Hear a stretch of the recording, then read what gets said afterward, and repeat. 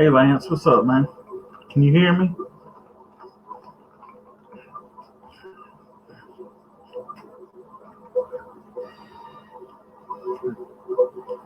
I know, Lance. Can you hear me? Hey Lance, what's up, man?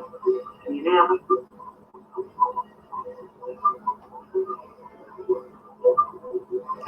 Hey Trish, what's up? Can you hear me? I know, Lance. Can you hear me? Hey Lance, what's up, man? Can you hear me?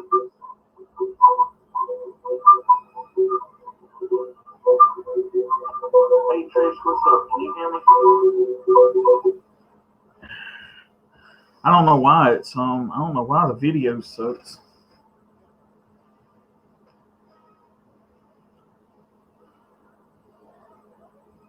Well, that sucks.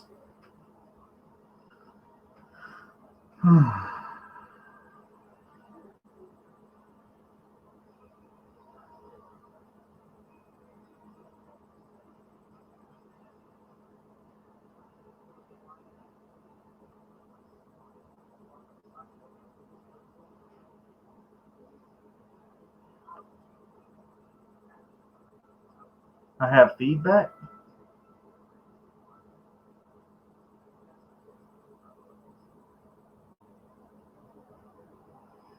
How about now?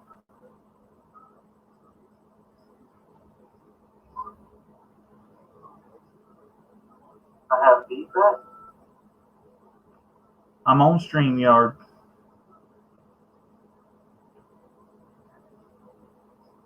How about now?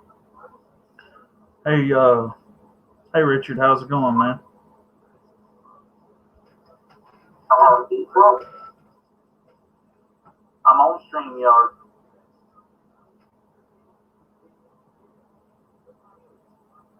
How about now? Hey Richard, how's it going, man? I have feedback. I'm on StreamYard.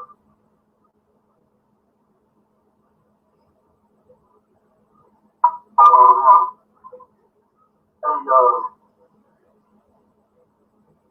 What about now? Is it okay now?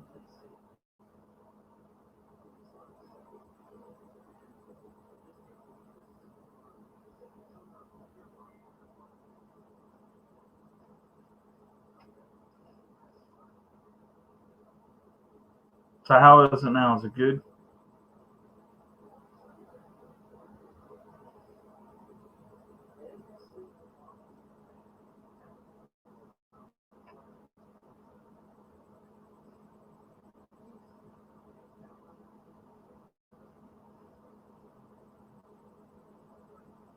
Cool.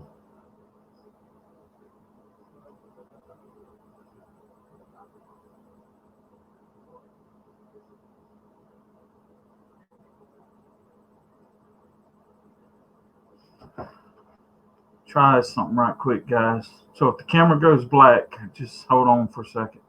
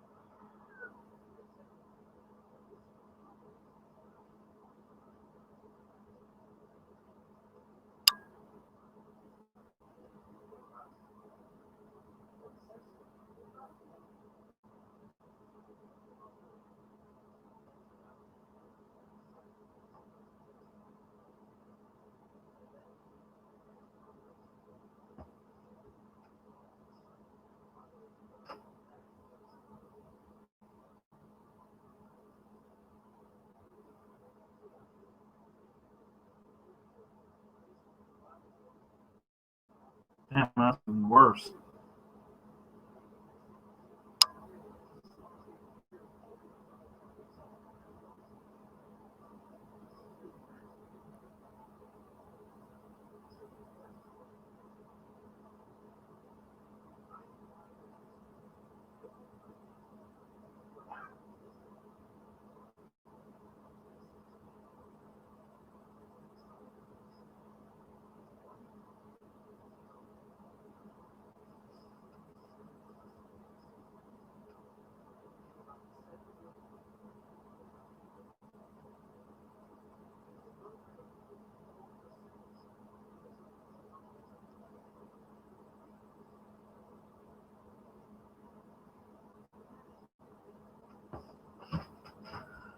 All right, guys. Um, I'm sorry if the quality kind of sucks. I'm trying to use this one camera I got, and I mean it looks great on SteamYard, but I don't know why it looks so bad on YouTube here. Must be a transition or something.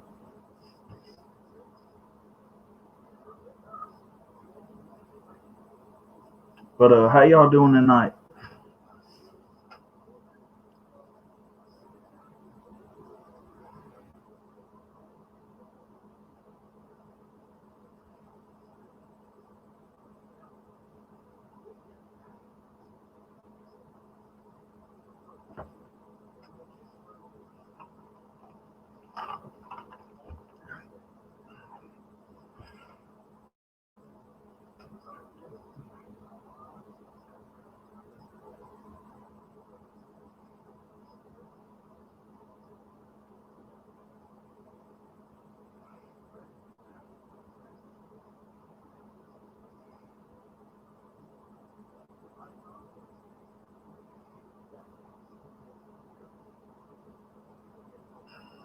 So everybody ready for Christmas?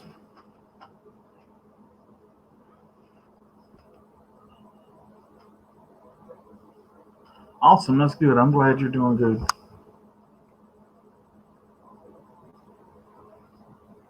That's good, Richard. I'm glad you're doing good too, my friend.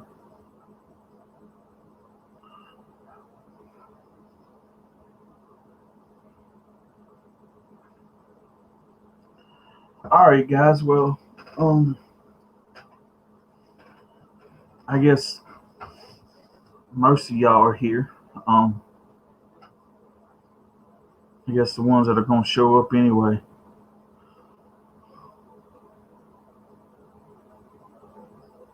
My day's not been bad, man. Just you know, did some last minute shopping and everything, and so that's pretty cool.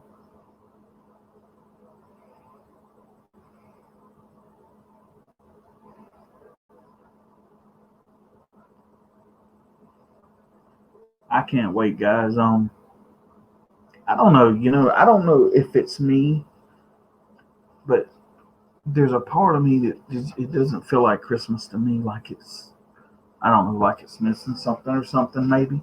Um, I get that feeling. I guess I've had that feeling um, for a while now, and I don't know. Maybe it's just part of the things I'm going through right now. Um, no, Richard, I haven't, or no, Lance, I haven't listened to all three of the vinyl sets yet. Um, but from what I've heard, they all sound good.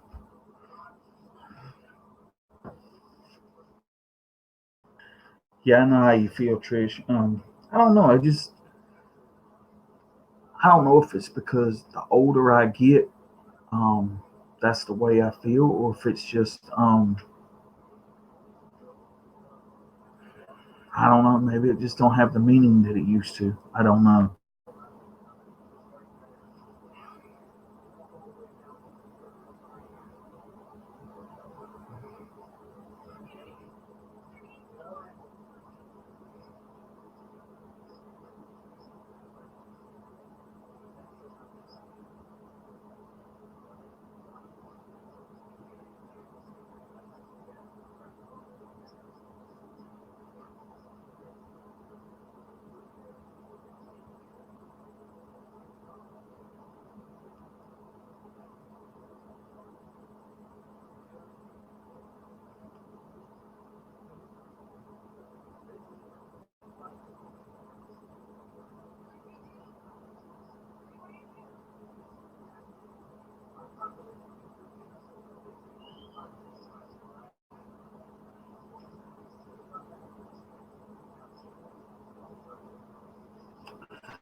But yeah, no, I don't know why. I don't know why it's that way, but no, I just wanted to feels like yeah, that's true. It does. It kind of feels like that. Um, you know what I really think it is? I really think it is that people start celebrating it so early that it gets to the point to where um it's like when Christmas gets here, it's like you're just exhausted of it. You're like, I just can't wait for it to be over with. You know, that's the feeling I get from it. Maybe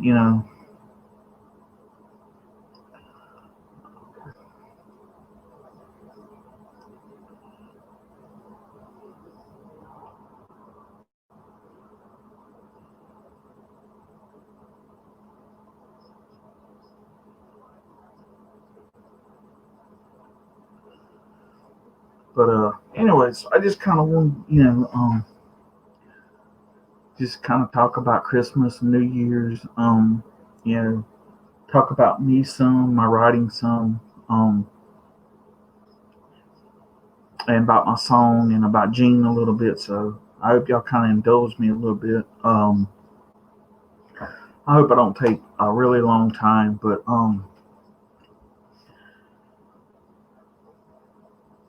I just wanted to say something, and I've been wanting to say it in the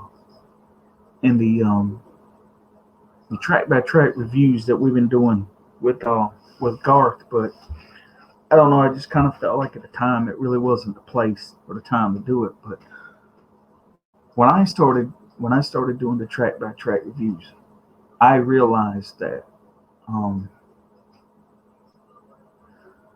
that when I started doing them, I was going to open myself up to ways that I usually don't, and and I would talk about things and moments in my life that just I don't like talking about.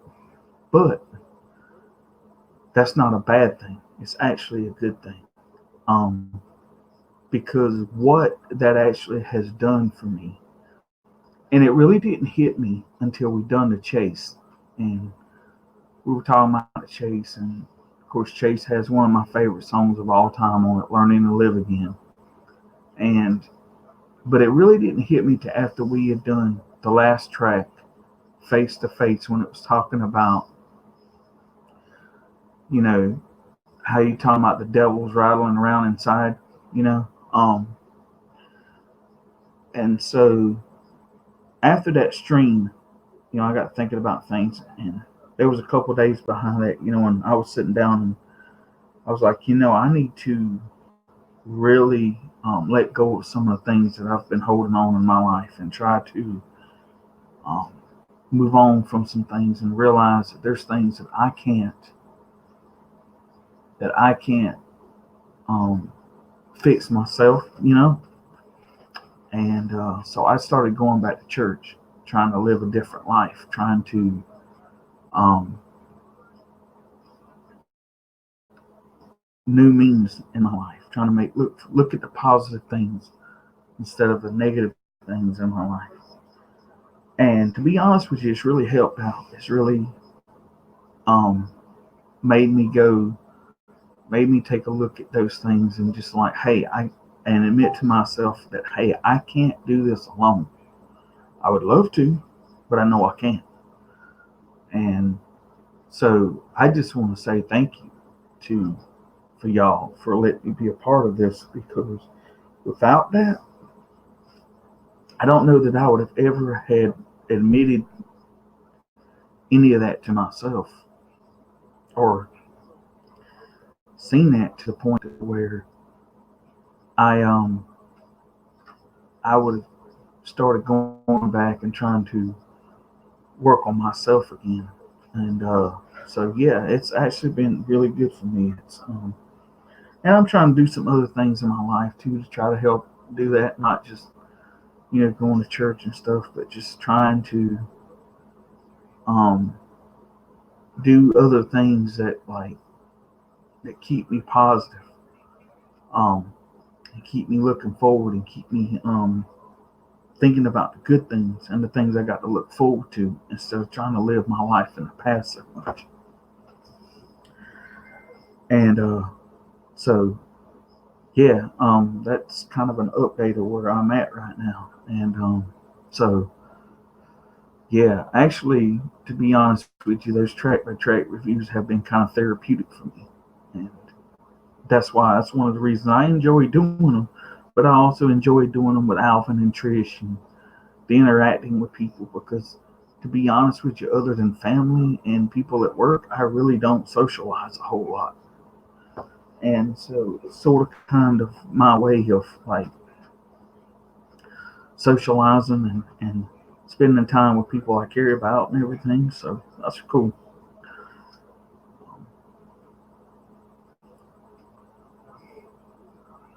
But sort of kind of make a so sort of kind of going into hey Kaden, how's it going? But just sort of kind of going in a backstory to me for a little while. I'm not gonna get into my whole life, but um in middle of 1999, um my world come crashing down, and me and the love of my life separated, and I took it really hard, and I hit rock bottom. Um, and I had lived on a destructive path for a long time after that, for probably about 3 or 4 years. Um, I I had fallen so low that I was at the bottom mentally, psychologically, emotionally. I'd let myself go physically. Um, I was on a real bad path to self destruction. And I didn't care about anything, didn't care about anyone. And this is something that's kind of hard to admit, but I didn't even care about living. Um, I would actually lay down at night and close my eyes and pray that the Lord wouldn't let me wake up in the morning. That's how bad I had got. And the funny thing about it was,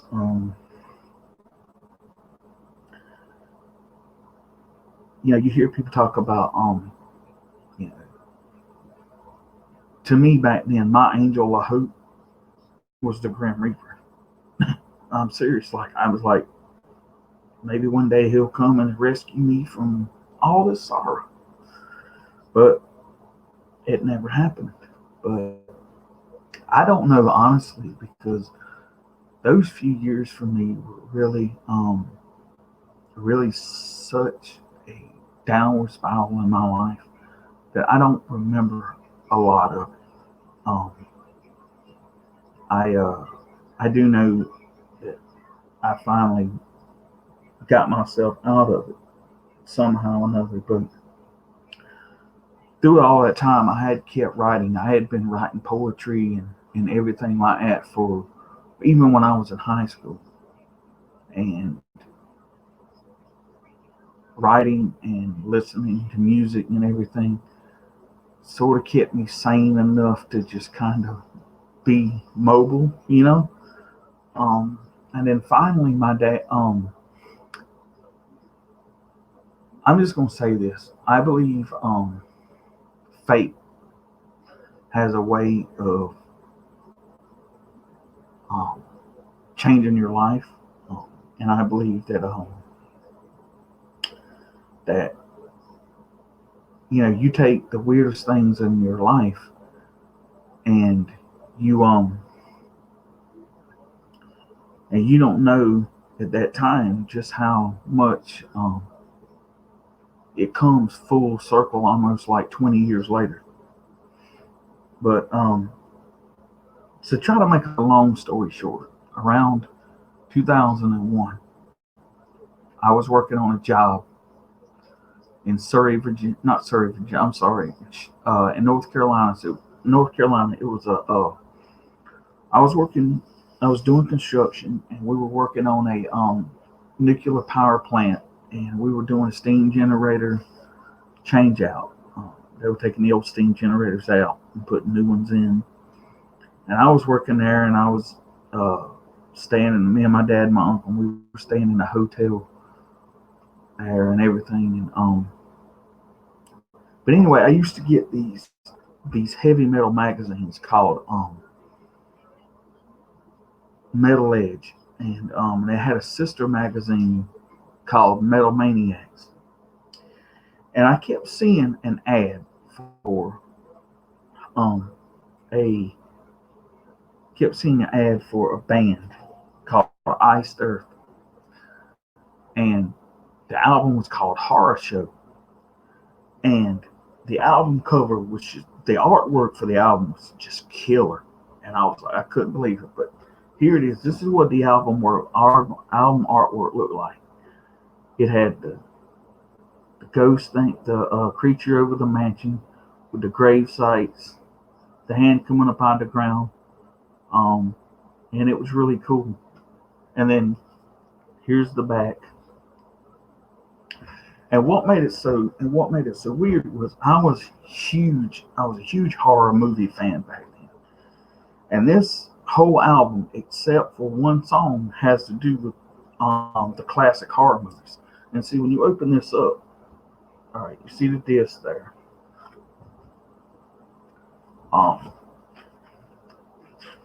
And then there's artwork of like some of the creatures. You got Dracula, Wolfman, Frankenstein, Creature from the Black Lagoon,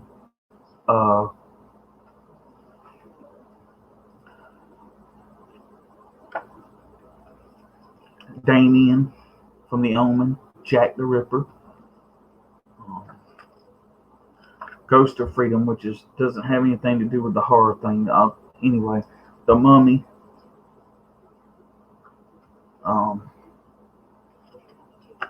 That was the band at the time.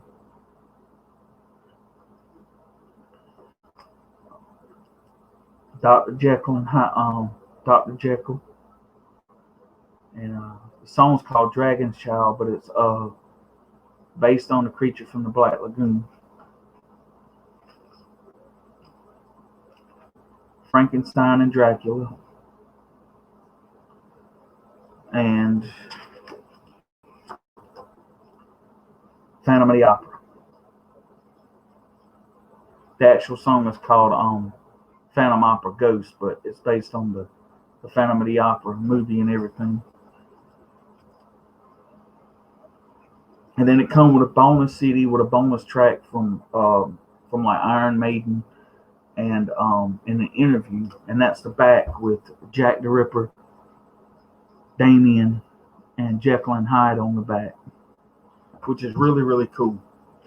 So anyway, to try to make a long story short, I bought I was in a mall one day, and they had this like independent record store. So I walk up in there, and I see that, and I buy it, take it out, and listen to it, and I fell in love with the album. And so, kind of like that, dude, when I fall in love with a band, I start buying their whole collection of CDs, every album they put out.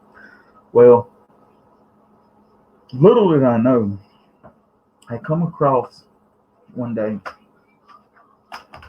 this album, but I can't find the American release cover of this album, but this is the European cover. But it's Iced Earth, their debut album. And on the back, lo and behold, right there in the middle of, I don't know if you can see it.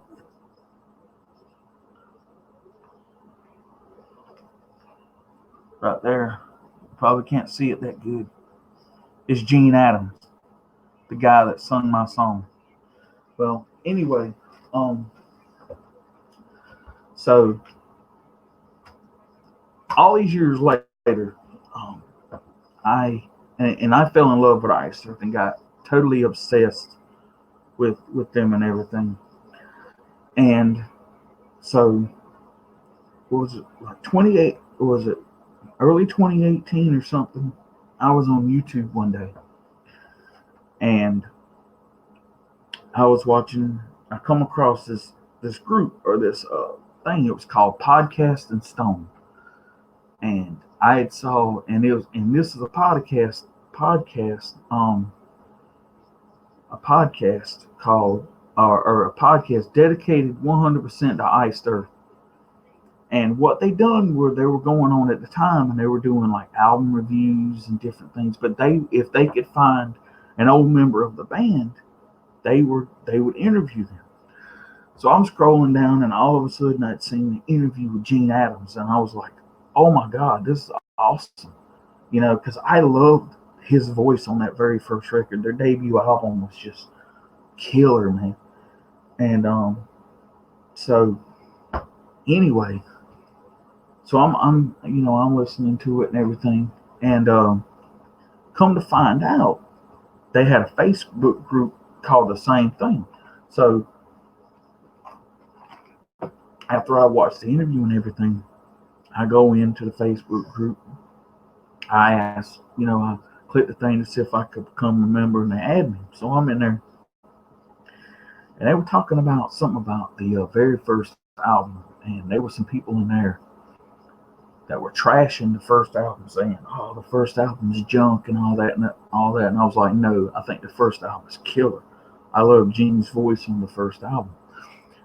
And all of a sudden, I don't know what it was, but somebody hit a smiley face on my comment, and it was Gene Adams. And I was like, "Oh my God, I can't believe that." But I still kind of thought, I said, "Well, maybe he's not approachable. Maybe he's not, up for." So anyway, so I commented on a couple of things, and I asked him, I said, "Well, hey man, can I add you as a friend?" And he's like, "Of course."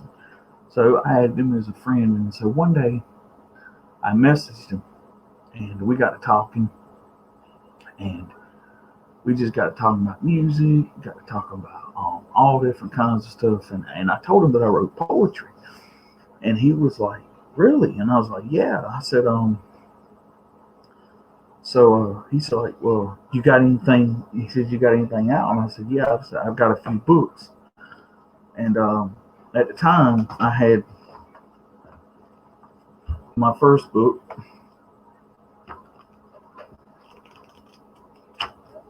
and I had my second book out, and I think I had my third book called Before the Storm, but I'm not really for sure. And at the time, I had my own CD out of my poetry or whatever. But anyway, so we got talking, and he's like, "Well, send me something."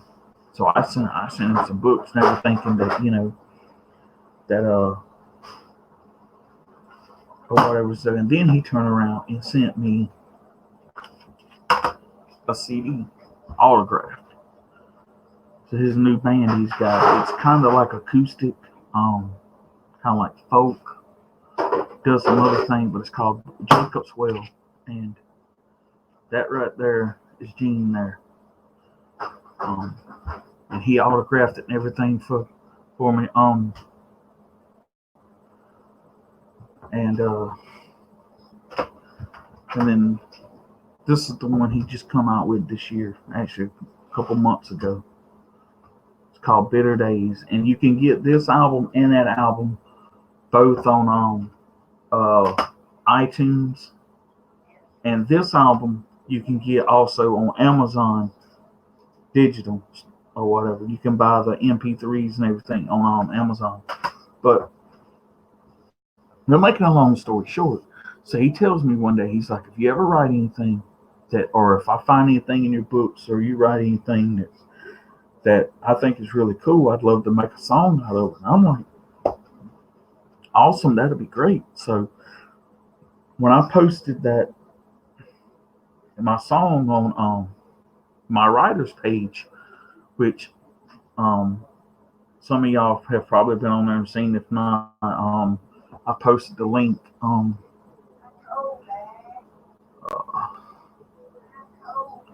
Not right quick.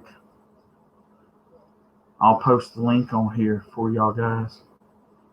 You can go check it out. Well, anyway, I had posted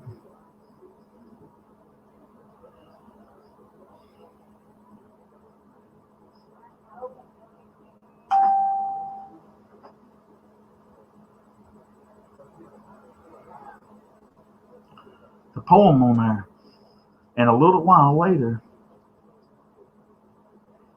Gene contacts me. He's like, "Hey, I saw that on Facebook." He goes, "I want." He said, "I went and put music to it." He said, "I love it so much." Anyway, he sent me the music first and asked me what I thought. I told him I loved it, and then he's like, "I want to play that live and put it on my next album." And I was like, "Hell yeah, you know." So there's a link there. It should work. And so I was like excited, but I never would have thought, if you would have told me back in 2001 that almost, um,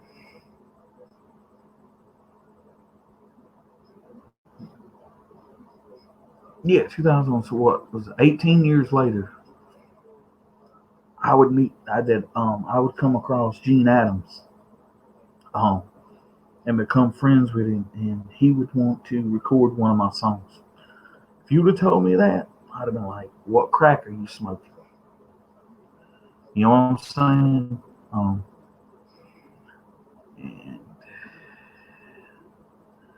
it's funny, man. It really is. But I honestly think that, the truth be told, I think he was put in my life for a reason. What reason that is? What, I don't know yet. And if it's nothing more than just someone to talk and run my stories and my some of my poetry by, that's toured the world, and been been the lead singer of one of the, I mean, right now, the problem with Iced Earth is they've been so underground for so long, but within the last probably 5-6 years of their career, they or actually more than that, probably the last 10, they have had a surgence in the states that is just like, they have become one of the biggest metal bands in the country. Um, and for someone to meet someone that started it all, was one of the lead singers that sung on the original demo, and then sung on the first album, and has toured around the world, and is part of one of the biggest metal bands that I think has ever graced us with their presence. That is totally awesome. And you know, the thing about Gene is, man, he's the most down to earth guy you'll ever meet. Um, I've met rock stars before. Gene's not the only heavy metal singer that I've met, and or whatever. Or I haven't met Gene yet, but he's my friend. But I mean, I met him through Facebook. Is what I mean. Um, I'm hoping maybe here soon, sometime, maybe we can actually get together and hang out, and maybe even write some songs or something together. That'd be really cool. But uh, the thing I like about Gene was he's never had that holier than thou attitude like some of those rock stars and even some of the country, stars have. They have that, "oh, I'm better than you" kind of thing. No, this guy, you would have never known if I would, if I would ran into Gene and not knowing exactly who he was at the time, I never would have known he was a heavy metal singer.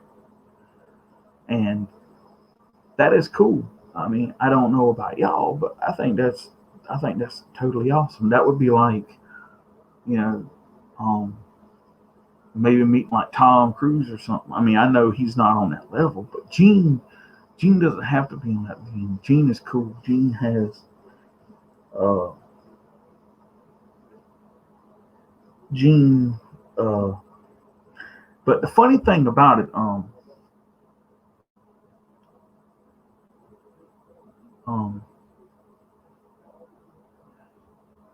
is that I played some of his music and stuff on my radio show, and sorry, God, I'm kind of losing my train of thought tonight.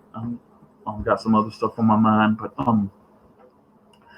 anyway, so yeah, I mean the friendship has been really cool, but I honestly believe if it wasn't for my writing and me falling in love with that band in the time of the life that I did, because at the time I was still going through that downward spiral phase in my life, and I needed, like, music wise, I needed something to pull me out of what I was in.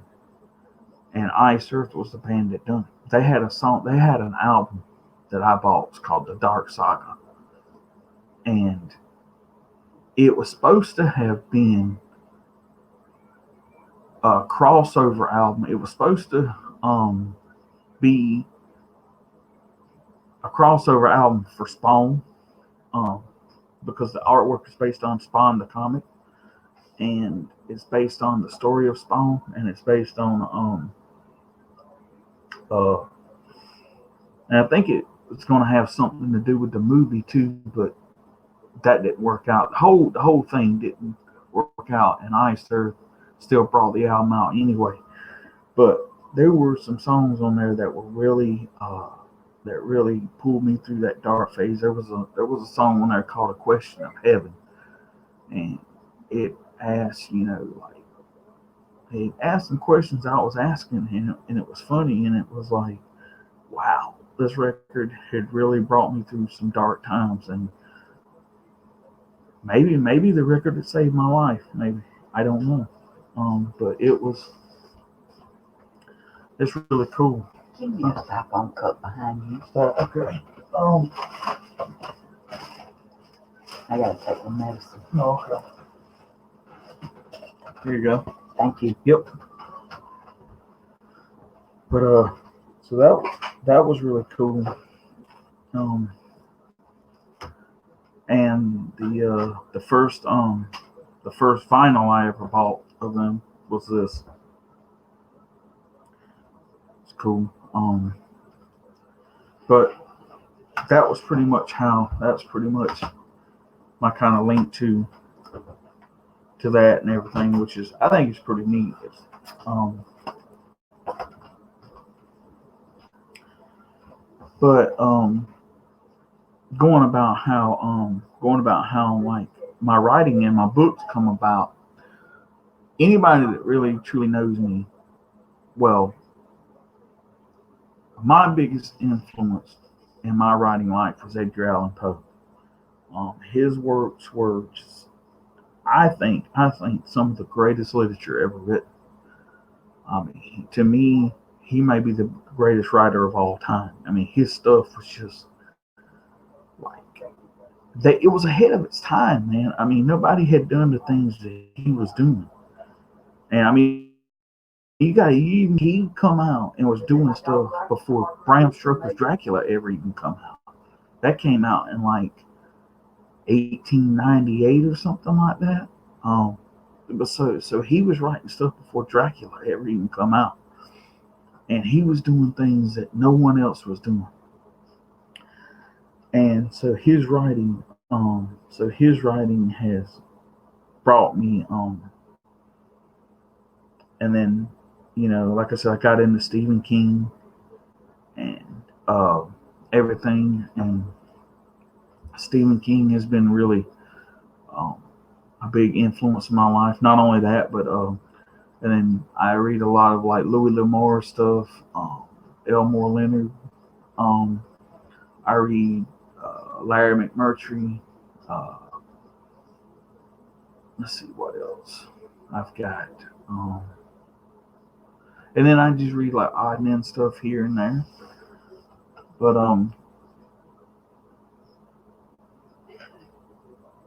I had but the funny thing where I started going down the publishing road was my next to last semester in college, I had to do a poetry portfolio, and we had to write a poem. We had to write a villanelle, and if anybody doesn't, you know that poem. I think it's called "Rage Against the Dying of the Light" or something like that. But anyway, so or I won't go so gentle in that dark night or something. I can't remember exactly the name of the poem now, but it was a villanelle. And anyway, so I had to write one, and I never wrote one before. So I go home, and it's structured a certain way. And so I go home that night, bam, just like that, it came to me. I wrote it. I take it back to my professor at the time, and not only did I know it, but he was over well, he was partly over the college literary magazine and everything like that. And so anyway, I turn it into him, and he reads, and he falls in love with it. And he's like, he says, I want to know what you think if I submit this to the college literary magazine. And I was like, yeah, that's cool. I mean, so, and he's like, but he said, just because it gets submitted and you get chosen doesn't mean, or just because, he said, just because I submitted it doesn't mean you'll get chosen. He says, but it's an honor to get submitted because there's a lot of writers out there and a lot of stuff that comes across his desk and others' desks that don't even never get past, whatever. Like they're not even like. And I was like, yeah. So, but of course, I was one of the ones that didn't get chosen. But it didn't. I didn't let it get me down. But the poem was called that I wrote, and it's in my first book. This one here, Restless Spirit. The poem is called "Feelings Come and Feelings Go," um, which is pretty cool. Um, and I wrote that, and and I thought to myself, I said, well, if my stuff is as good as he says it is, maybe it's worth publishing. And so I wound up going through and digging through some of my old stuff that I had written for years, and some stuff that I had to know that I had to go in and edit and everything and clean up and stuff like that. And it took me a little while, but I got it done, and I submitted it and got it published through Amazon or whatever, through CreateSpace at the time, and pretty much brought out my first book. And then I did my second, no, I did that book, and then I did my short story book, which is called Thompson Creek. And the funny thing about that story is I had that in my mind for years, and it still didn't come out on the page, and even in the story in the book, still didn't always come out exactly the way I wanted it to. But because when I first envisioned it, I envisioned it as a TV series. Because I know a buddy of mine was taking screenwriting classes, and he was going to help me with it, do the actual layout and everything with it. And I was like, no, I think I could tell the story better in the idea in story form. But so I decided to write it. Well, and I got lazy and I didn't. And I was laying in bed one night, couldn't sleep. I don't know why.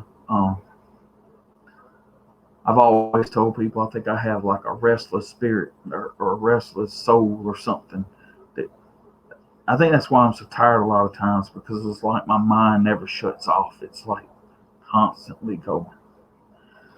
And so I get up one night and I said, fuck it. So I go in, sit down on my computer, And I typed the first chapter of Thompson Creek, just like that, bam. And I finally felt myself like, okay, I'm tired. So I go lay down, fall asleep, get up the next morning, and write the next 3 chapters. And then but then it set for a little bit because I know I needed to go edit it and everything. But then I started working on the second story in that book. It took a little bit longer. Um, the third story in that book I had written back when I still lived in Carolina. Um, and I edited it a little bit, and I put some extra little pieces in there that made the story flow a little bit better, and added some stuff to it. But it wasn't much. I mean, it was a few little parts here and there. And then the last story I pretty much wrote within a weekend, and I submitted that, and I published that, and then I published my second poetry book, which was this one, Winds of Change. Uh, and then around about that time was when I submitted my work to Hugo Records, which is the record label at the college I was going to, and it's hard to actually get your work to go through them because they have such a tight budget. They can only do a couple artists a year, and it really has to be really good to get it. And so that's where this come about. The cool thing about it was I got almost 100 copies of this um, free. I didn't have to pay a dime to have it made. Didn't have to pay a dime to have it recorded. It got manufactured and everything. I'll take one out of the plastic for you. Only got just a few of these left, and I'm gonna try to put them up somewhere. But you open it up. That's what the CD looks like right there. I'm sorry. There's the CD, and inside has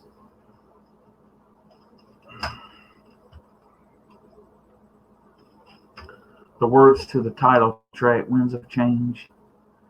Um, and it has like who recorded it, who mastered it, who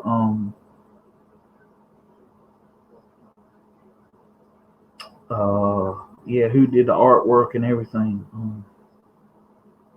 So that was pretty cool. And I don't take the funny thing about it is I'm glad you own a copy of Robert, and I think Trish, you own a copy too, right? I think I sent you a copy. Um, but anyway, but I don't take, even though to me it's, some people it's kind of like, oh well, that's still not like having a book or done by like oh, you don't have a New York Times best selling book or whatever. I probably should. I have it on I don't have it on iTunes, but I have it on SoundCloud. But yeah, maybe I should. I don't know how to do that, but maybe I should. But I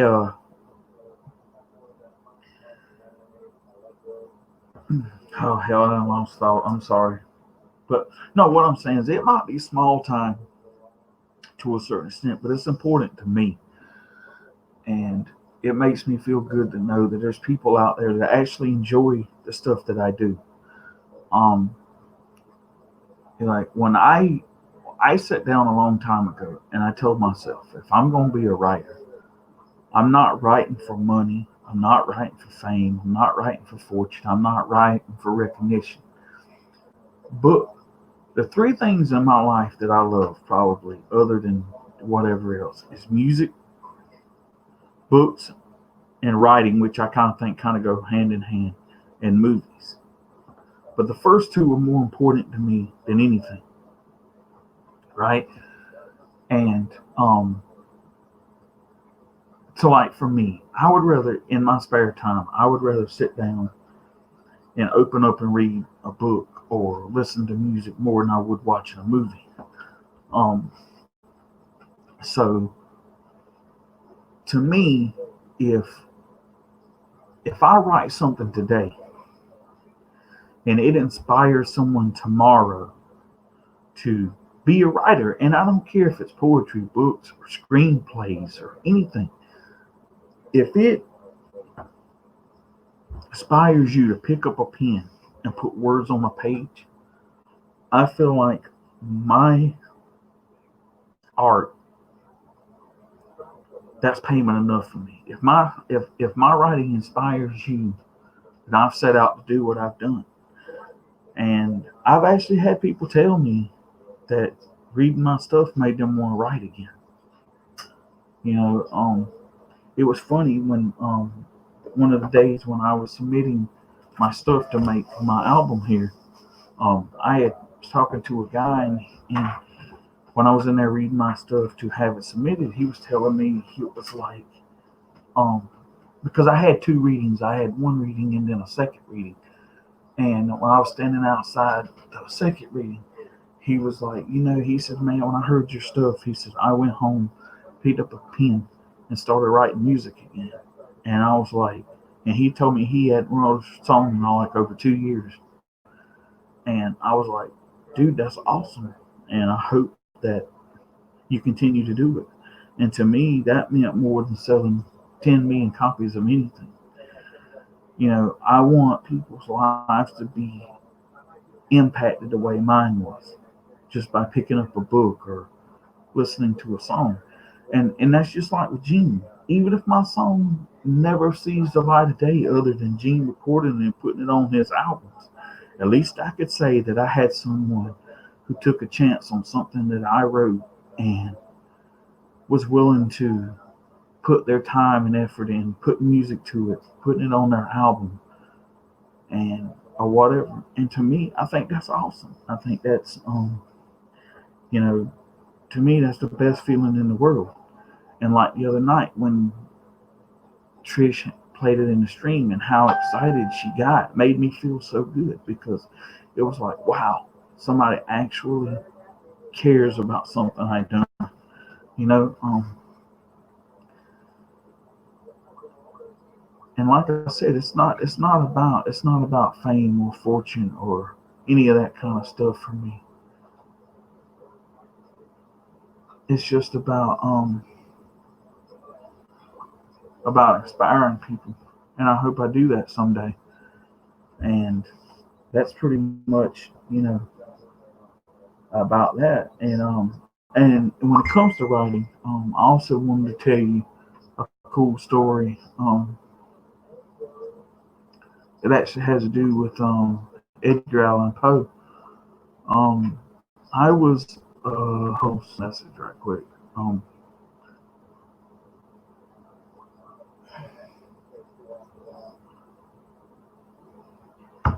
okay.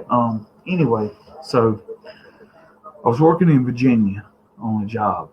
Me and my dad and my uncle. We were still doing construction at the time, and on our way to Virginia, we stopped at the welcome center to use the bathroom and grab some snacks or something on the way. And it had a stand and it had a bunch of brochures in it. And I picked up one and it said the Edgar Allan Poe Museum. And I was like, oh shit, that's like right down my alley. But it was in Richmond, and we were staying probably a couple hours away from Richmond at the time. So, we got to working, and we were probably on the job probably a couple weeks, close to a month or something. And so I'm standing there one day, and I was like, I really want to go to this place. I love Poe so much, and so I talked to my dad. I said, hey, I said, how would you like to go with me to the Edgar Allan Poe Museum? And he was like, why not? And I'm sitting here thinking, like, okay, my dad's never really read too much other than like maybe like a car magazine or mechanics magazine or something like that. Um, or he might read something like has to do with like, you know, I don't know, maybe even something like a country magazine or something like that, like Home and Garden or something like that. Anyway, so I'm thinking, oh my, so I'm on my, we're going down the road, and I'm going there, and uh, I'm thinking in my back of my mind, I said, oh my God, he's gonna hate this place. He's gonna think it's the worst way to spend your day off, and he ain't never gonna want to do something like that again, right? And I'm thinking, so we get there, we pay our little $5 entry fee to go in, and come to find out at the very end of it, they take you in, they take you on this tour and everything, and at the very end of it, you watch a small adaptation of the poem The Raven. So we watch that, we get up, we go downstairs, and we go into the gift shop. And I pick up a few items or whatever, and come to find out, he had just as much fun as I did. And he was like, "Hey, I learned something new today," and it was something I would have never done. And it was so cool to know that, hey, just because I think somebody ain't gonna like something doesn't mean that they won't.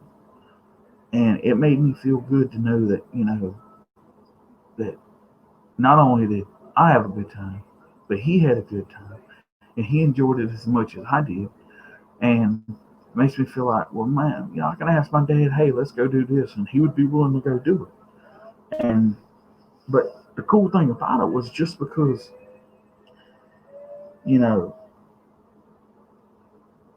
because I had loved writing so much and books so much and stuff, and because it was Poe, you know, that just kind of it made my day, and um, I wrote about it one time on Facebook and posted it on Father's Day one time, talking about how much fun I had, and so that's pretty cool. But and that's just like one of the little things that inspire me, and that is really cool, and I just hope someday that you know maybe everything will come full circle for me, and I wind up being where I'm supposed to be. Um, and like I say, maybe someday, who knows? Maybe I'll write something, and um, it'll go on to do not only small wonders but great wonders. You know, and that would be really cool. And if nothing goes past than what I am now, I'm happy with what I'm doing. I just want people to think that just because something might seem small time to someone doesn't mean that it's something great to someone else. And sometimes being small time is not a bad thing. Sometimes that gives you the freedom to be able to do what you want. And I've been and in a way I like doing what I do because I have time to write stuff. Because I really get in slumps to where I'm not inspired and I don't write anything for a while. And I've actually been working on some stuff, so hopefully maybe here soon, um, I'm gonna put something out. I'm actually thinking about doing. Um, I don't know if I want to release them individually as small books or do one big giant uh, short story book. But I'm doing a horror series, and the first book in the series is about Jack the Ripper, and it's a different take on Jack the Ripper that's ever been done. Because I don't believe what I'm doing has ever been done. If it's been done, then I've never read it. Um, which is it's more of a fictional take on a real person and a real event, but it's it's my adaptation of what I think how it all got started. Like honestly, I don't believe that Jack the Ripper was even European. That's my assessment, and I don't think he was. And I think it's funny that Trish even told me one time that she don't even think that Jack the Ripper was actually a man, and that's cool too. And so I'm just like, I'm gonna take my idea and I'm gonna run with it, and whether people like it or not, or if it offends somebody because it's not a true take on Jack the Ripper, I don't give a shit. It's my story, and I'll do with it what I want to. And I'm thinking about I've got one story that I've already let Trish read, but it's just a rough draft right now. It's called The Black Death, and it's pretty. I won't say it's. I think it's kind of gruesome to a little bit, but not real bad. But I think it's kind of detailed, and and I got some other ideas that I'm gonna throw around. And I've got one story that I've written already. It just needs to be edited, and I might add a little bit to it, and that's pretty much kind of it right now. Um, and I've got some other ideas. I've got some westerns I'm working on. So I just got stuff like everywhere. I've got like saved files of stuff I'm working on, on like a flash drive, and so I pretty much I got to get off my ass and do it. That's one of the things too.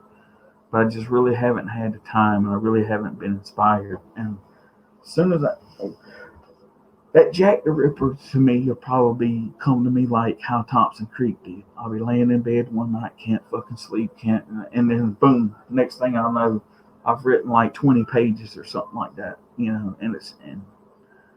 um, whether to be any good or not, I don't know. It might not, but hey, that's why you edit stuff before you put it out. But that's where I'm at with that. I want to do another poetry series sometime, but I don't know if I'll get around to doing that or not. That's kind of like way on the back burner. But that's pretty much kind of it where I'm at right now as far as that. Um, I I've been wanting to. I thought about one time even bringing my podcast back, the Rebel Within podcast, and doing some more because I haven't uploaded anything to that in a long time. It's probably been almost a year, I think, maybe, or at least half a year, something like that. And yeah, it's been a year because I haven't uploaded anything this year, and I think it was a while in 2019 before I had uploaded. So yeah, it's been a while. And so I'm thinking about doing that again. I don't know yet. So we'll just have to wait and see. But I just think some of those things are cool. Uh, whether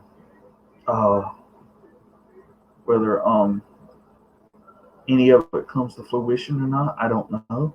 I do really want to bring, at least if I don't get the whole horror series done, I really want to do the Jack the Ripper, and I might actually do, um, a different take on, like Dracula or something like that, a little bit different take than what's been done before, and so I don't know. We'll just have to go from there, I guess. But so, what do y'all guys think? You think I should do like a book with a bunch of short stories in it, or do you think that I should bring out like mini books and like bring out each one separately or whatever? The only bad thing about doing the mini books is that you got to sit back and you got to submit everyone, and you got to do a cover for each one and all that stuff.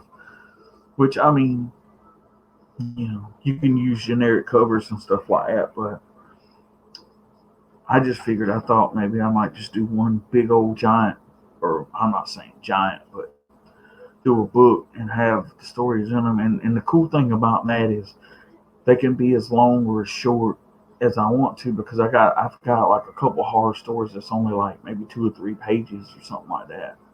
But they're they're kind of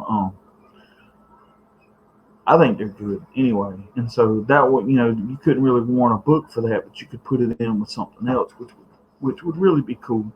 So but my whole thing is like I tell everybody, my writing is different. Oh, that's all right, Trish. Don't you can watch. You'll be able to watch it later or whatever. But I cool. Thank you, Trish. But I think I don't know what it is, but I think my style of writing is kind of different. I love to take words and make your and what I'm trying to say is when I write stuff, I want people to be engaged. I want them to be able when they put that book up and they turn that page, I want them to be like, I can't wait till the next page. I can't wait to read this page and flip it and read the next page because I want my writing to be that good. I want it to be people brought in, and I want to be able to tell a story and make people like believe that they're right there in that story. That's my goal.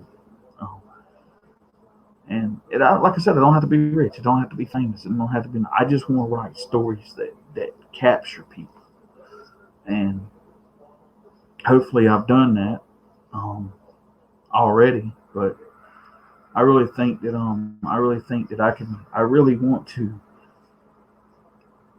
even go a step further when I do my new book, and I think it'd be really cool. And you are really good at writing, Wild Bill. That is exactly how I felt when reading your stories. Thank you. I appreciate that. I really do. It makes me feel good for you to say that.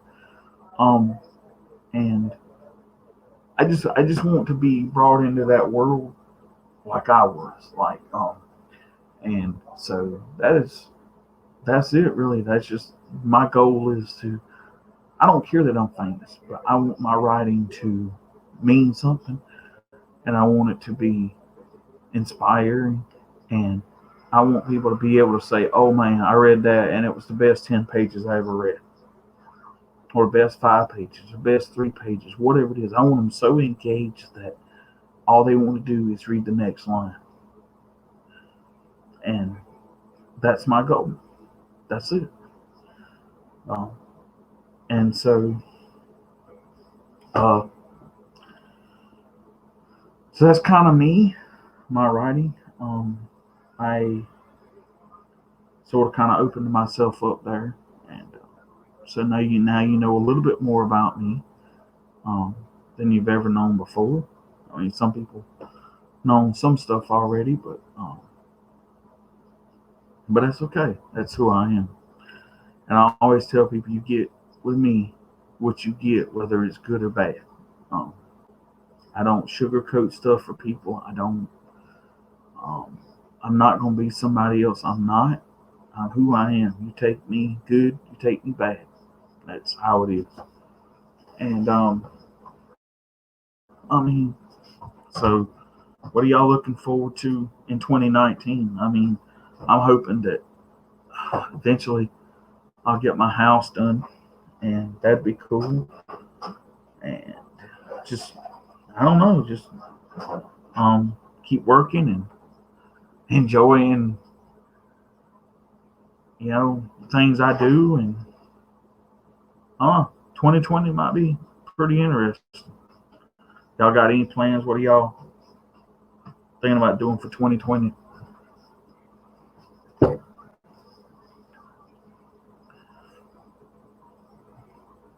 Gotta take your medicine.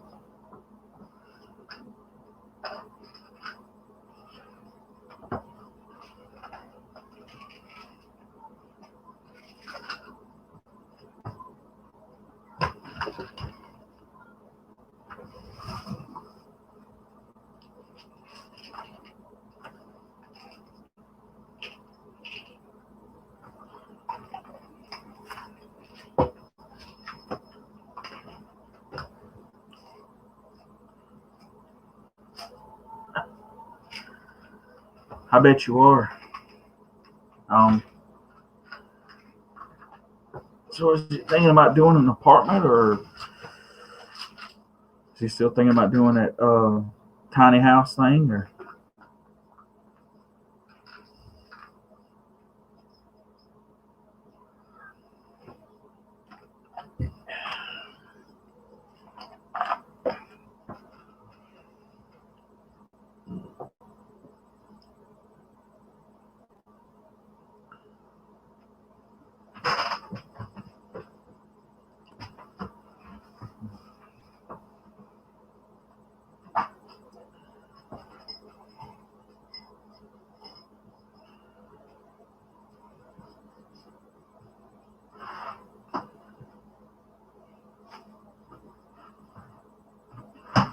cool, nothing wrong with that.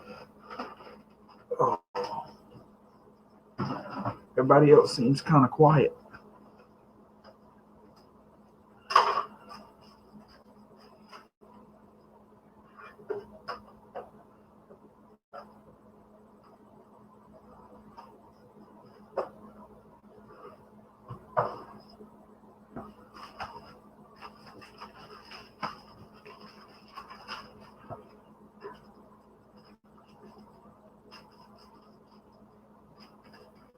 Oh, that would be really cool. I'd love to read that. 'Cause I thought, is that the one I read?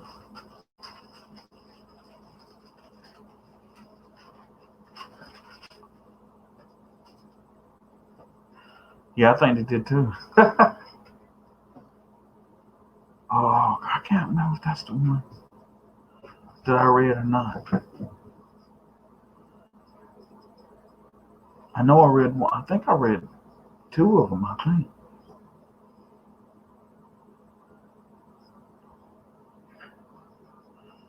Well, that if 2020 is anything like 2019, not a damn thing. Well, I look at it like this right here, Robert. 2020 is how you. 2020 is how you make it. Oh yeah, that's the one that I read.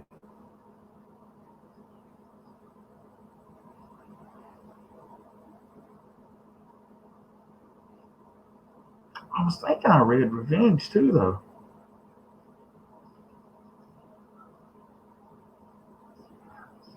But maybe that is the one that I read.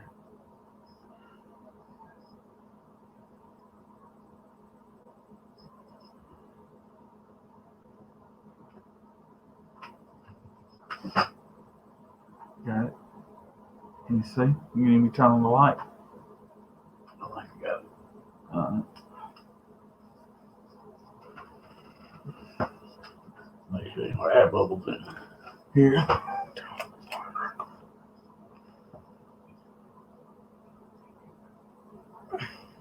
All right.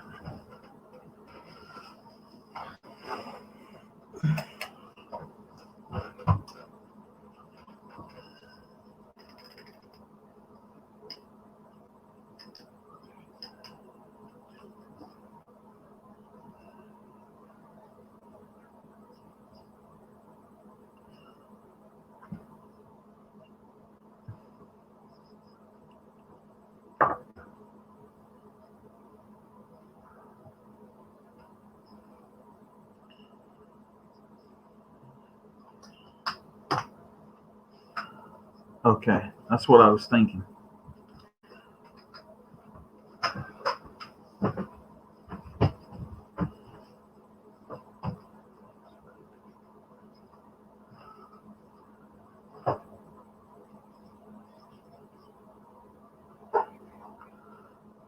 You know, it's funny, too, thinking about, just thought about this. My my story, Thompson Creek, and was I signed your copy and have not sent it back to you. That's okay. Um, anyway, somebody was reading Thompson Creek, and they said they loved it, but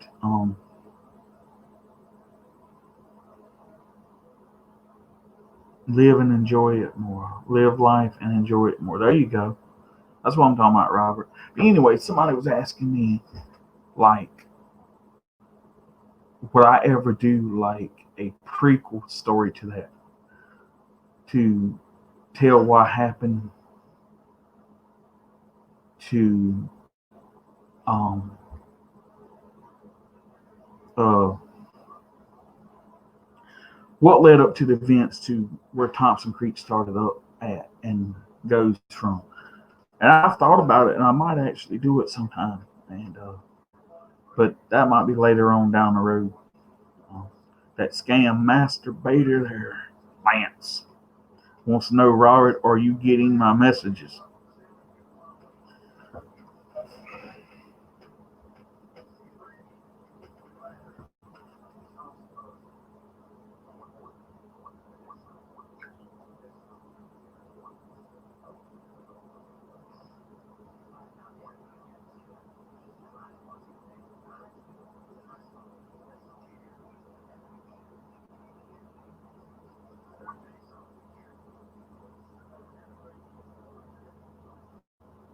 Cool, thank you. I may do that someday. Um, so that'd be cool.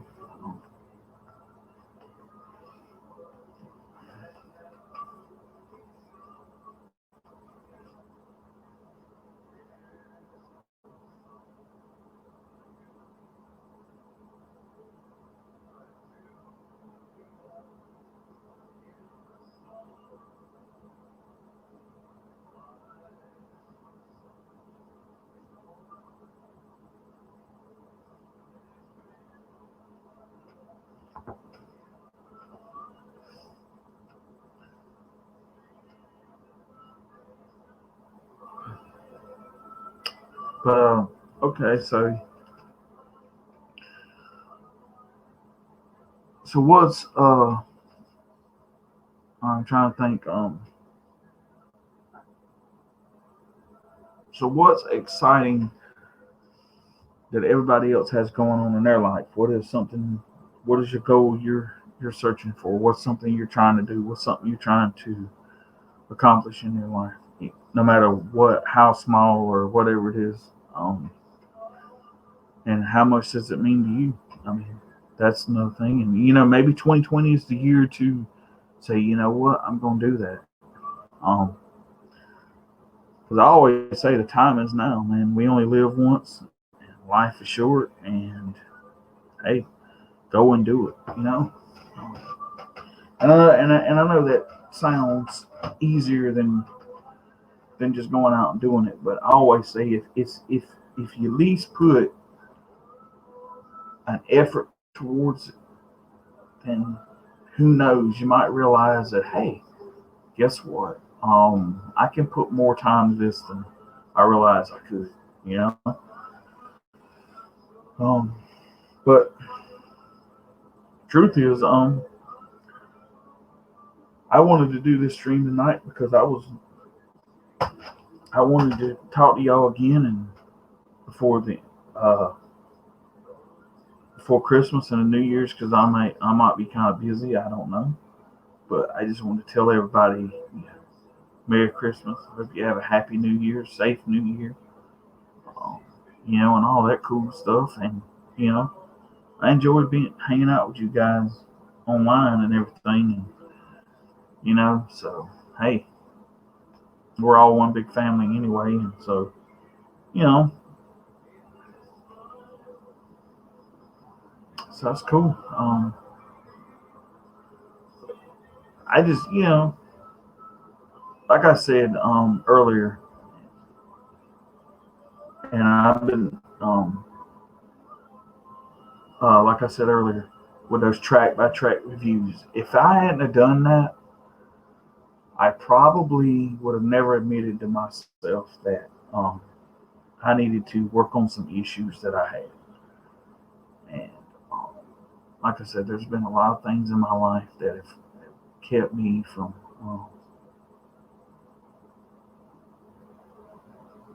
that. Cool. Yeah, you kind of like me, Trish. You usually have a bunch of stuff going on. But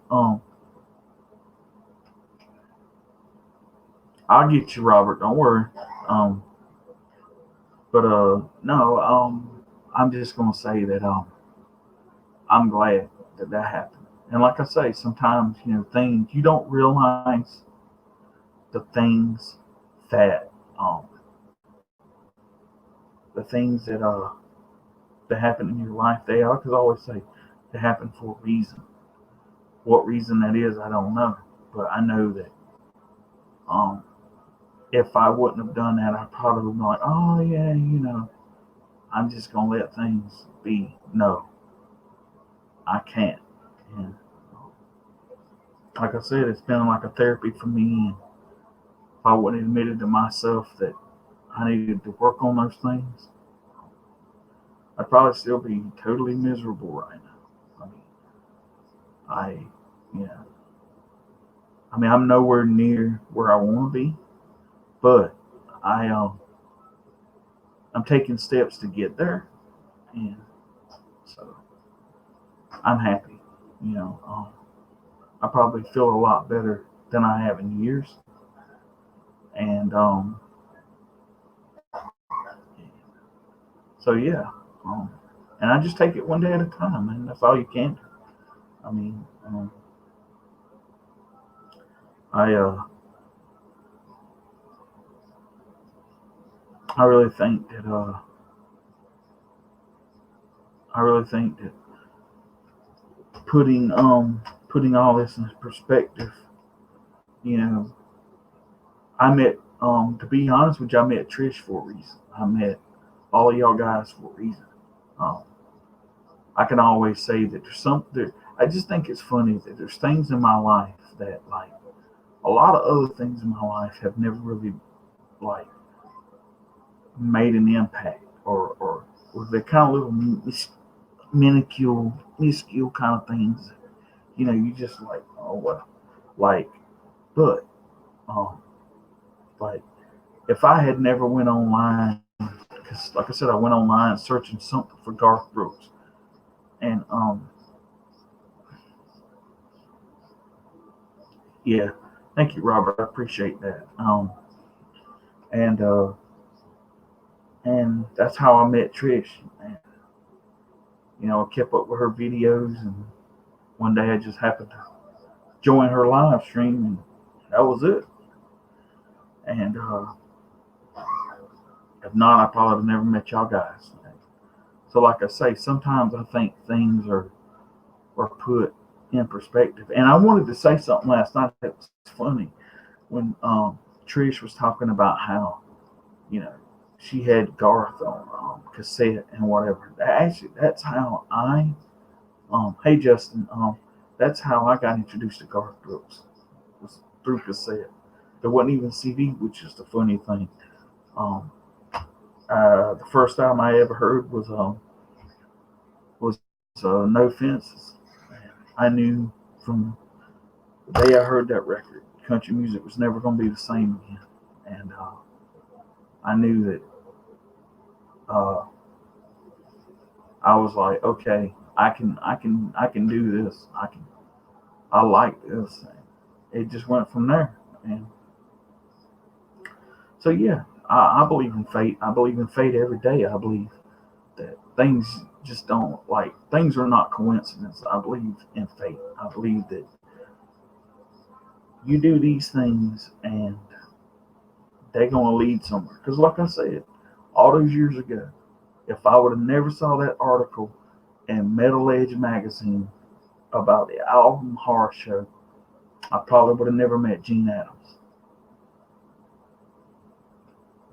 You know, which is cool. And so I mean I can't complain.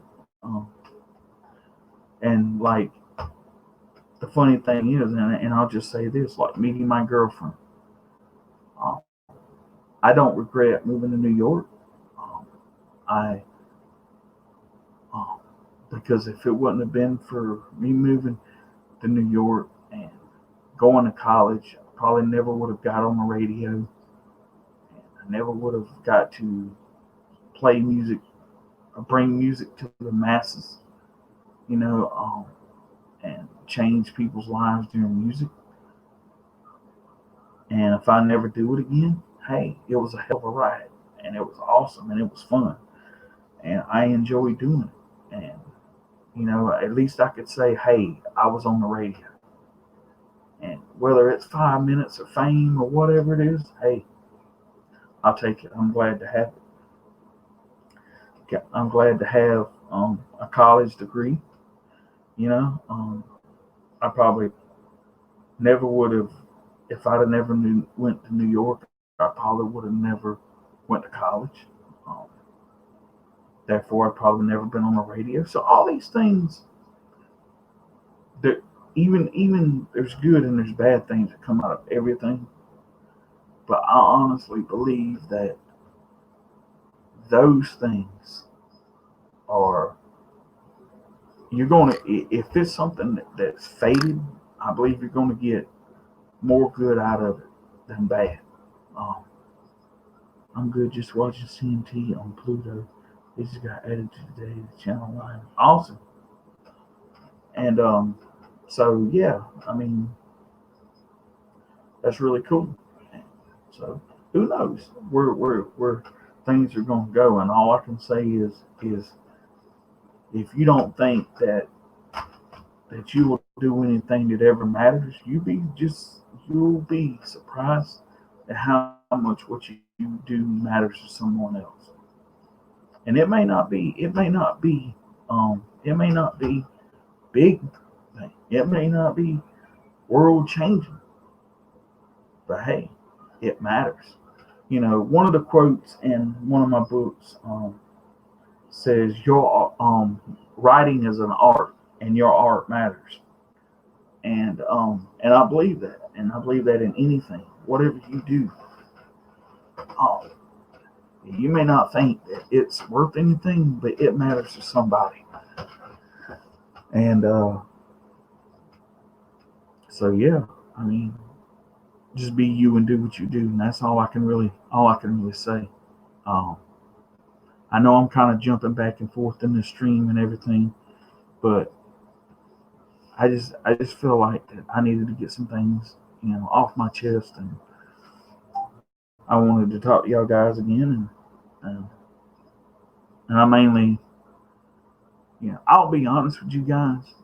I talk to y'all guys, but Robert is the one that keeps me doing the live streams. He's like, hey, when you gonna do a live stream? I'm like, okay, I'll do one.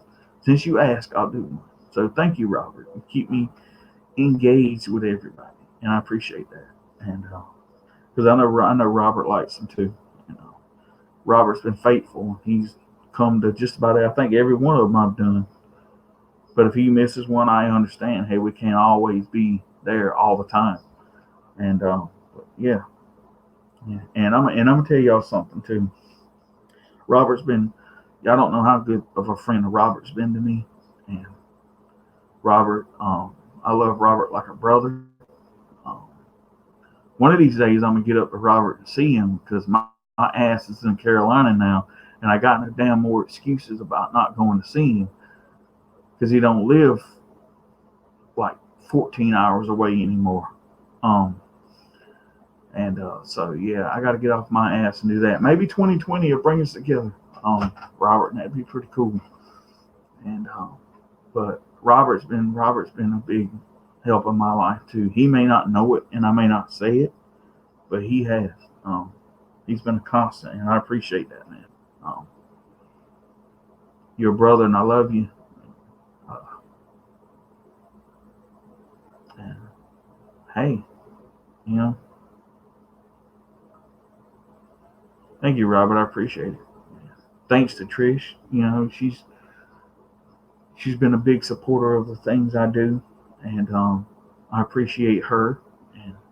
And I don't tell y'all guys all this stuff all the time, man, and I let it slip away, and sometimes you know, but I guess I'm just sitting here thinking about a lot of things, reminiscing about life and everything. Like my grandfather, his favorite time of the year was Christmas, and his favorite flower was a poinsettia. And, and damn it, I told myself I was going to get one today, and I forgot it. So now I'm got to go back to town one of these days before Christmas, and get him one. And you too, Justin. I keep forgetting that you live in North Carolina too, man. Um, I just, man, my brain just sometimes it don't work right. I always tell people though, having a dim light is better than none.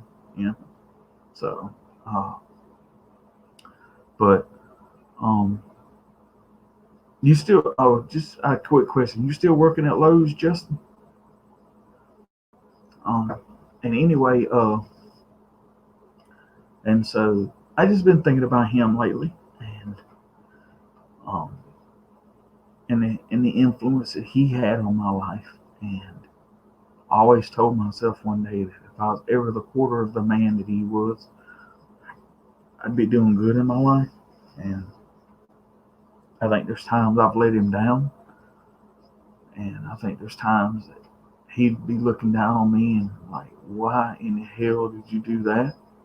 Or why are you doing that? But and but I hope he looks down when I'm doing something great and smiles and says, "Yeah, there you go. That's what you're supposed to do." So hopefully, one day we'll meet again, and you know, that'll be cool. Um,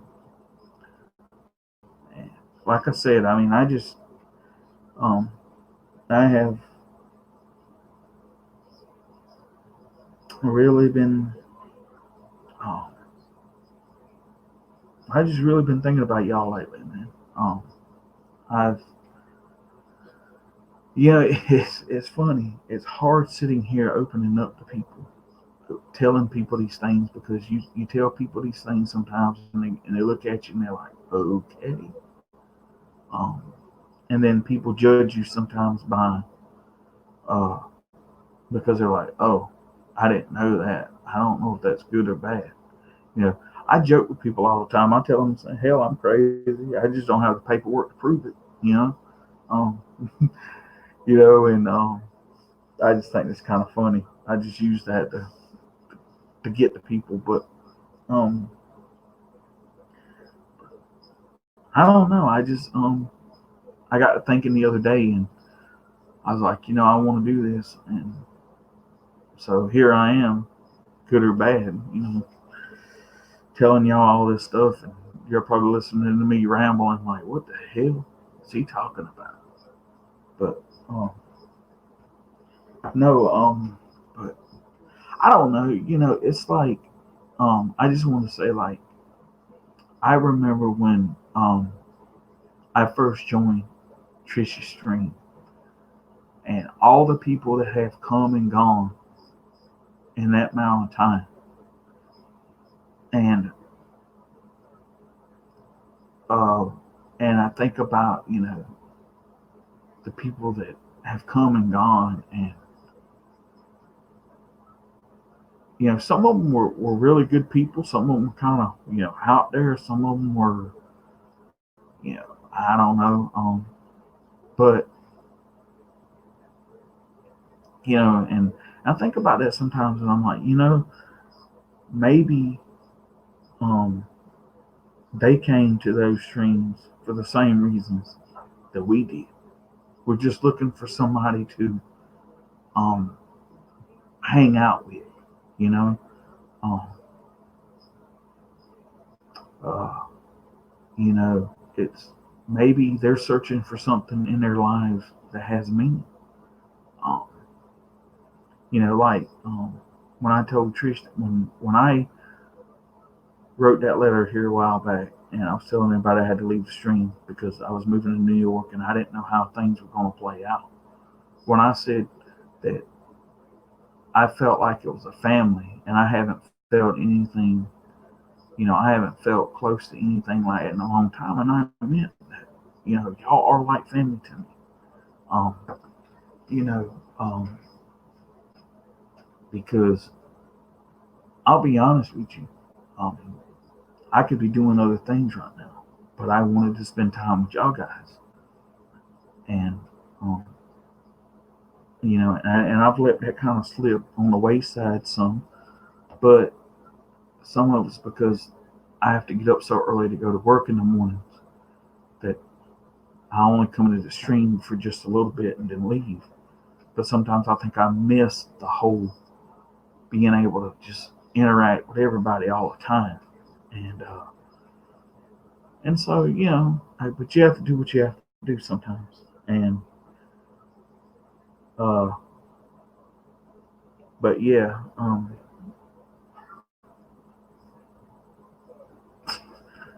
and you don't need to be crying there.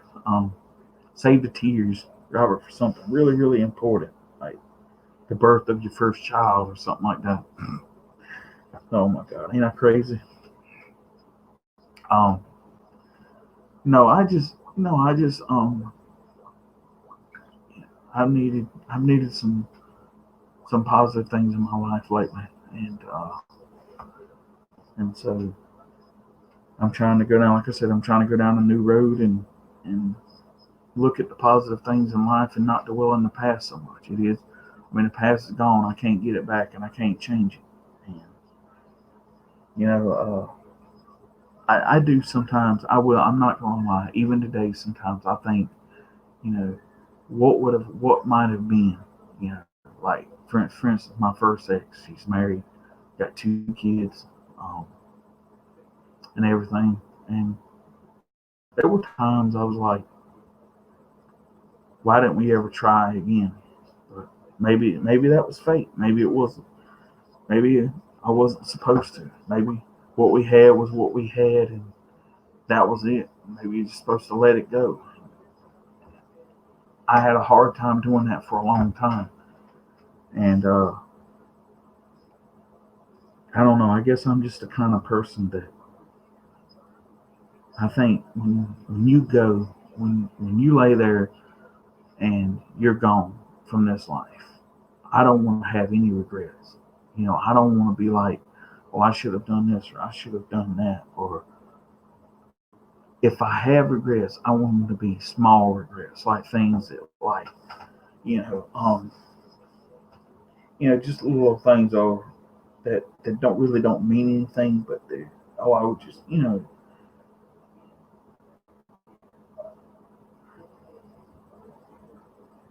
thank you, Robert. I appreciate that, man. I really do.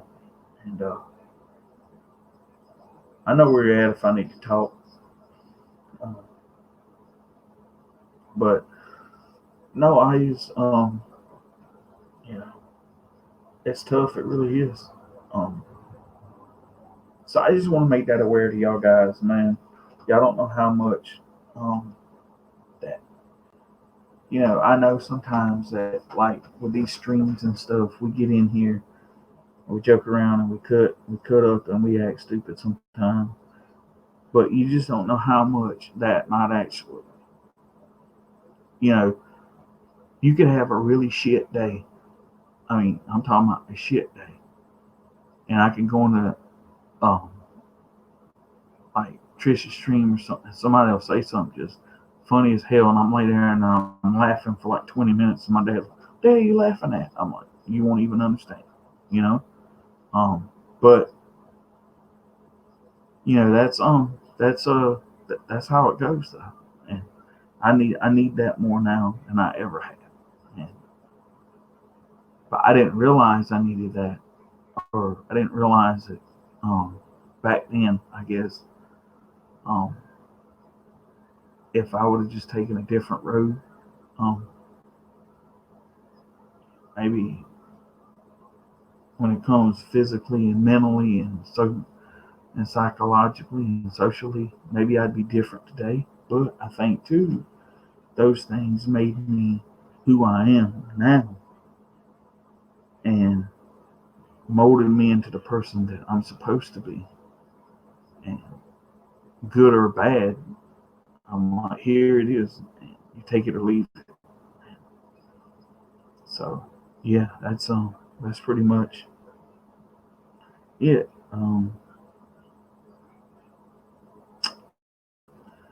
2019 has been a hell of a ride. It's been up and down, and I'm looking. Actually, I can't wait. I don't want to rush it because, damn it, I don't really want to go back to work.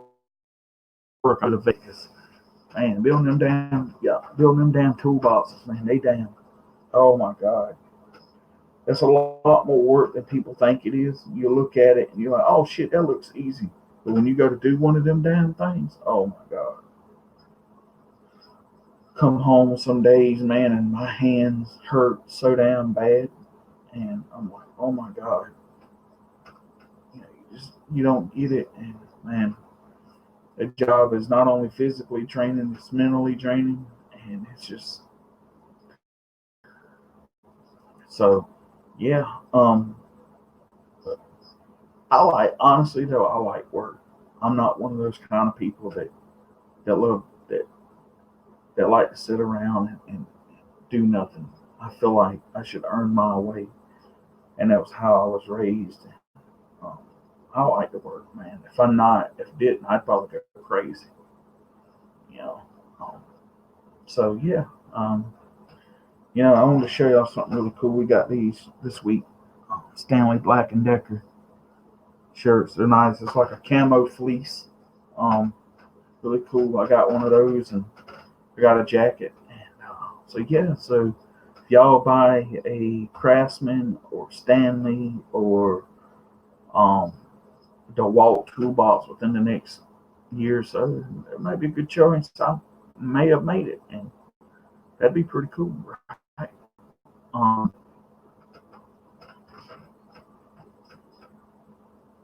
Awesome. I worked at Lowe's one time, Justin. I worked at Lowe's from 2000 to 2001 in Monroe, and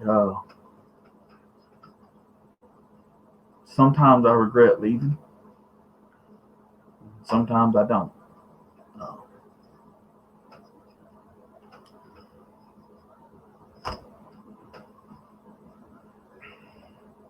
and so yeah, that's pretty much it. Like 2020 is, um,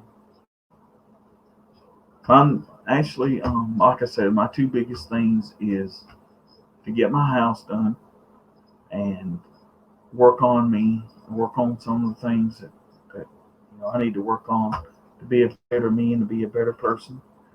And that's pretty much it, man. And just maybe I'll get some of my writing done finally, or at least part of it done. That's kind of a goal that I have this year or coming up in 2020, and hang out with you guys. And so that's cool. And I know maybe this stream has kind of been back and forth tonight, and I've kind of rambled and everything, but I appreciate y'all guys coming. It makes me feel good, and maybe one of these days I actually have something to really, don't get me wrong, I wouldn't wish this on anybody, but like that time when the storm came and I did that live stream. I mean, that may be my swan song for years to come. You know, um, that hurricane stream was like just me just being an ass, really. In a way, I just like, um, it was like, but the real reason I did that live stream was because, um, I had family and I had friends down in Carolina, and and as much as I wanted to make people feel better, I wanted to make myself feel better because I had in my mind, I'm like, what if this hurricane takes a different path? Or what if it goes straight inland?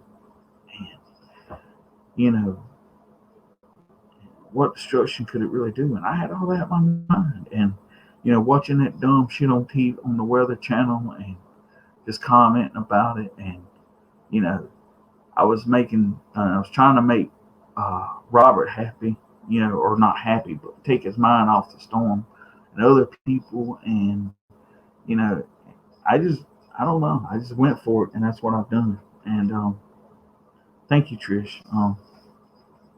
And I'm glad you love this stream, but um, but yeah, I just, I actually like doing stuff like that sometimes, and maybe one day, maybe I'll do something like that again, and maybe I'll just do it with something else. Um, You don't know how much I needed that the laughs with all going on that time, the storm, and my grandma. I just needed more, and well, I'm glad, and I'm glad I made somebody feel better that night, and it made me feel good, and it made you know, and all that stuff. And like I say, those are the things that mean more to me than anything else. Um, because if I would have got some of that in my life maybe earlier, maybe it would have helped me out. Um, maybe I wouldn't have found, you know, maybe I wouldn't have let myself go the way I did down the paths that I went down. But that's life. You have to do what you have to do. But yeah. So 2020, I'm looking forward to, guys. Um, when when I get my house finally done or close to finally done, I'm going to do a live stream um, and show y'all the outside of it and the inside of it, and you know everything, and just kind of show you what you can do with a tiny home. And doors, though mine probably won't be as elaborate as some of the ones you see online and stuff, because I'm more of a simple person. I don't need a whole lot to make me happy, though I'm probably lying, because I'm gonna find some damn way to have my vinyl collection in there, and my vinyl collection makes me happy. Um, so, um, but other than that, like the rest of the stuff, I could give a shit about. As long as I got my turntable and stuff, and I'll be happy as hell then. And my computer, which I got my laptop, and I can do my writing and all that stuff. We'll be good. You know. Actually, Trish, I'm not really that. I'm not really where I want to be. I mean, I've got it set up and I've got wiring run in it. I'm just waiting for the guy to come run the wiring to it so we can get in there and start doing like insulation and putting walls and stuff, uh, like boarding on the walls and everything. Um, and I'm gonna have I put up a wall that separates like the rest of the house from the bathroom. And in the bathroom, I'm going to do one of those sliding barn doors. I love those. Ever since I watched that show, Fixer Upper there, I've been in love with damn barn doors for some reason. And so I'm going to have me one of those in there. And this might sound kind of weird, but there's a loft on each side of my barn. And I'm going to use them for storage. And I don't know if I'm going to have pull down doors, or I'm going to have a way where they'll open or the door will slide. But anyway, on each side of where that is, I'm going to have two big wagon wheels mounted up there or whatever. And that's going to be cool as shit. I think. And it's gonna be kind of I'm doing kind of a rustic western kind of thing or whatever, and I think that's gonna be really cool um when I get done with it. And so yeah, I'll give y'all a tour when I'm done. And, so yeah, I just wish I was farther along than I was, but some things have delayed it. And that's all right. I mean, sometimes sometimes that shit happens, and you just got to push forward and keep going, and that's what I'm gonna do. Yep. Uh, I'm trying to think what else. Uh,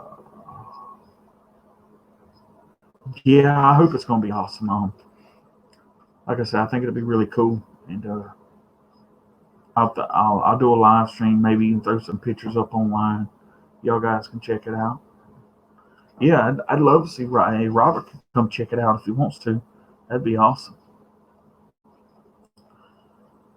Yep, great things come to those who wait. That is true, Robert. That is true.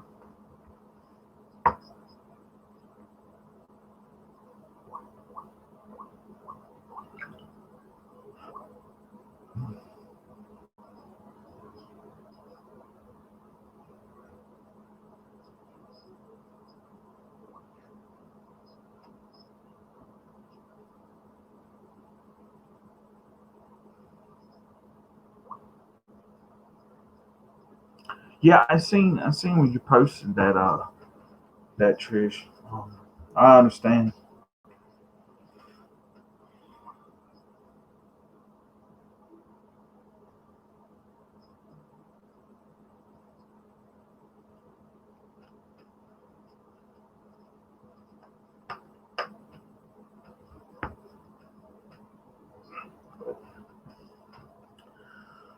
So it's funny. I think it's funny that I'm not sitting here about to fall asleep because usually I am about this time.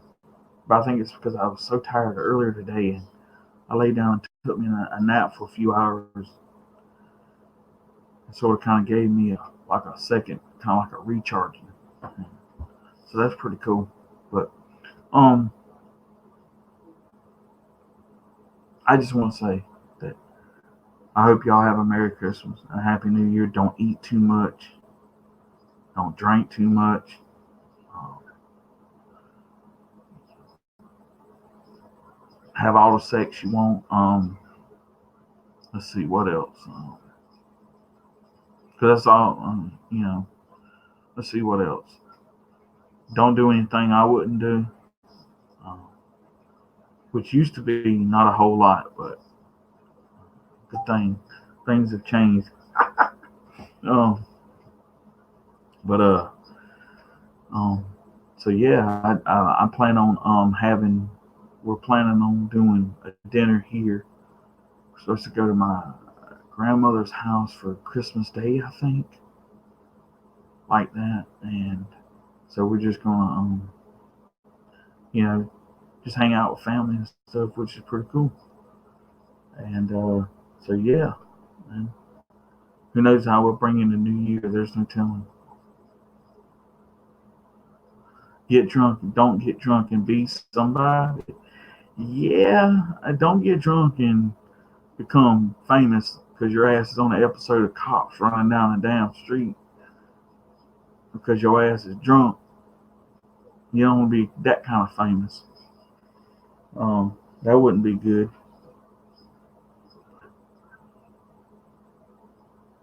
Though I'm tell you what, if I see one of y'all asses on Cops doing something, like, I'm gonna laugh my ass off. That's all. That's all I got to say. I'm gonna DVR that shit too. Put it on DVD so I'll have it. And if I do some dumb shit like that, I expect y'all to do it too.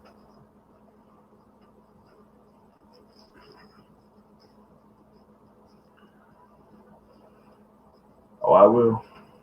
I will, Robert. Um, but I guess that's pretty much it, man. Um, I think I've kind of rambled on enough. But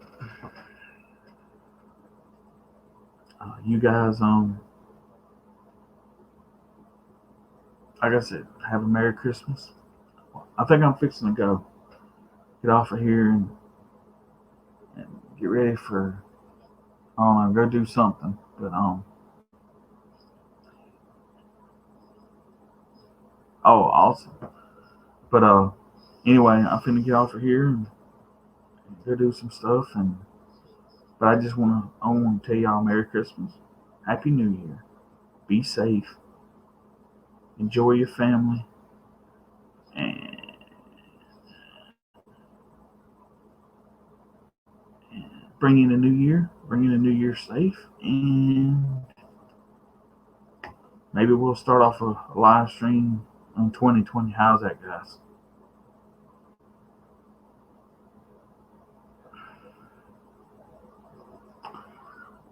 I'm looking forward to 22nd because Moses having their Christmas party and I'm doing karaoke tonight. Bam! There you go. Well, uh, I guess this is it. The last stream of 2019 for Wild Bill. So, yeah, thank you everybody for coming tonight. Uh, Thanks for being with me. Thanks for listening to me ramble. Thanks for listening to my story. Thanks for Uh, um, thanks for listening to just whatever I had to talk about. I appreciate you guys. I love you guys. And be safe. And I'll see y'all soon. How's that? So, night, everybody. Um, if I missed anybody tonight, I'm sorry. Um, uh, don't cry, Robert.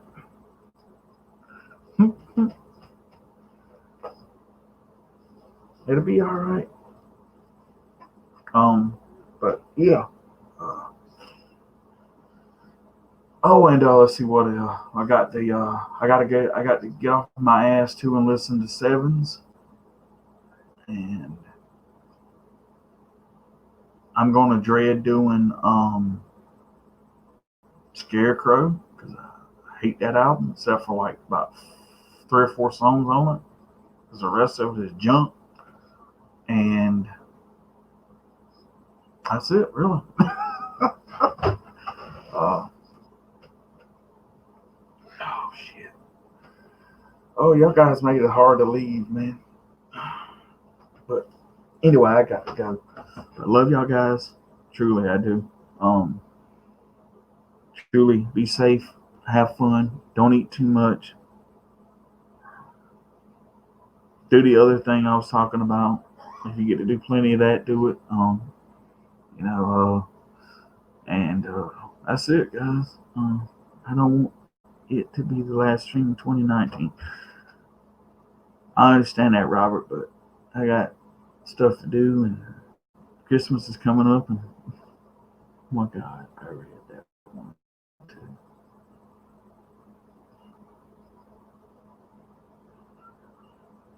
Oh, Dad read that one too. Oh yeah, yeah. Um, but all right, fellas, all right, men, women, children of all ages. I'm going. Wild Bill will leave the stream here in just a minute, but thank you again. And I'm really leaving this time. I said thank you again. Love y'all guys. Merry Christmas. And I'll message some of y'all and tell you Merry Christmas and all that good stuff. This will be the last time we talk, but this will be the last live stream. And I get it. And 2020 is only 2020 is only a few weeks away, or a few. So yeah, it'll be cool. Maybe I'll get something really cool for Christmas and I'll come online and talk about it, or what. Who knows? I might even throw up an unboxing video or something really cool on my channel or something during the time that I'm off and all that. So look out for that. I might actually do that come uh, come one day after Christmas or something, because hopefully I'm getting this really cool Iced Earth vinyl set that I want, and that'll be really cool. And so, yeah. All right, guys. Love y'all. Merry Christmas. Be good. Don't do nothing I wouldn't do unless it's no. Don't do nothing I wouldn't do. And all right. Love y'all guys. Merry Christmas. Happy New Year. Bye.